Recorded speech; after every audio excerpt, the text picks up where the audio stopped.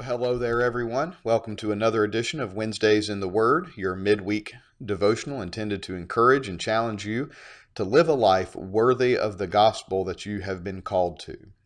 This week, we continue to journey through the foundational chapters of the Bible in a year, following the F260 plan from Replicate Ministries. And this week, we begin to dive a little deeper into the book of Joshua. You may remember at the end of last week, we read about Moses' death and how the torch was passed to a new leader, Joshua. God had called Joshua for this position and had a purpose for him. Joshua was to prepare the Israelites for entering into the promised land and then lead them to do so. Of course, Joshua was going to face some great challenges along the way, but God reassured him over and over again that God would remain with him and that they would be victorious if they trusted and obeyed God's plan. One of the very first challenges that Joshua would face would be that of the city of Jericho. God has led the people across the Jordan safely. They have found themselves in a position to finally claim the promised land after years of wandering into the desert, and a new generation will be doing this. But it would take a series of military victories to conquer the major cities in the land of Canaan. The first was the fortified city of Jericho. As Joshua began to think about a plan of action and how they would go about a strategic way of conquering the city, he was visited by a commander of the Lord's army, an angel, if you will, who gave him instructions on how to win the battle. Here's what we read in Joshua chapter 5, starting in verse 13. When Joshua was near Jericho, he looked up and saw a man standing in front of him with a drawn sword in his hand. Joshua approached him and asked, "Are you for us or for our enemies?" Now, right there shows a lot of courage, because here out of nowhere is this mighty man with his sword already drawn, and Joshua says, "Nope, I'm going to go up and talk to this guy." And he did. And he asked him the question, "Are you for us or are you for our enemies?" And the man replied, "Neither," he replied. "I have come as a commander of the Lord's army." Then Joshua bowed his face to the ground in homage and asked, "What does my Lord want to say to his servants?" Wow, that's a pretty powerful thing, isn't it? Joshua bowed down and he didn't argue, he didn't discuss it, he just says, "What does the Lord want from his servant?" So verse 15, the commander of the Lord's army said to Joshua, "Remove the sandals from your feet, for the place you are standing is holy." And Joshua did just that. In chapter 6, verse 1, now Jericho was strongly fortified because of the Israelites, no one leaving or entering.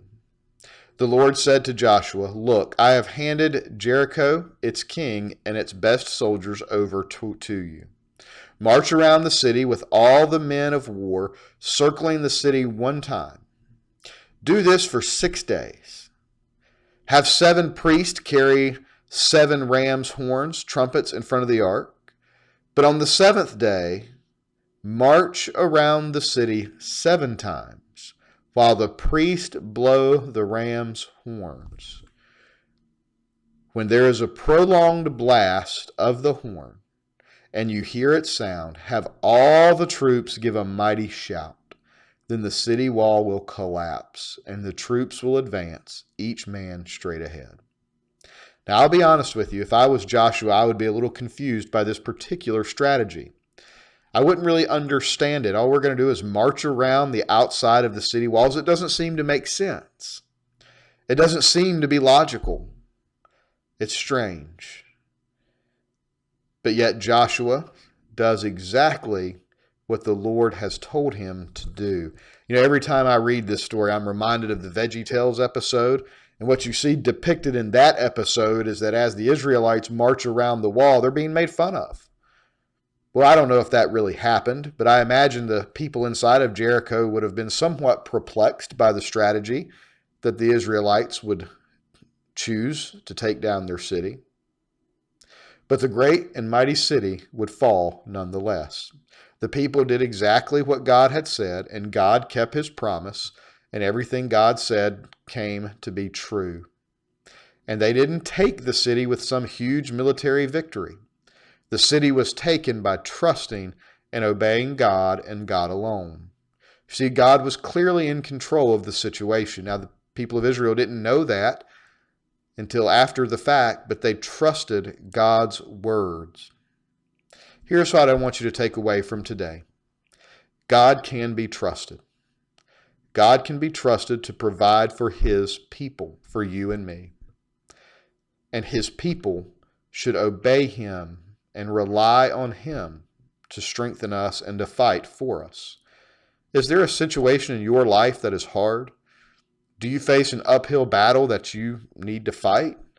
It could be a lot of different things, from your health to your jobs to your school. Let me challenge you and encourage you. Let God fight for you.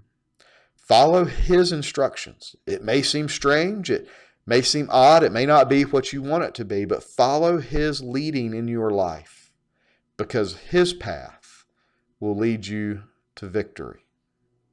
I hope that you have a blessed week.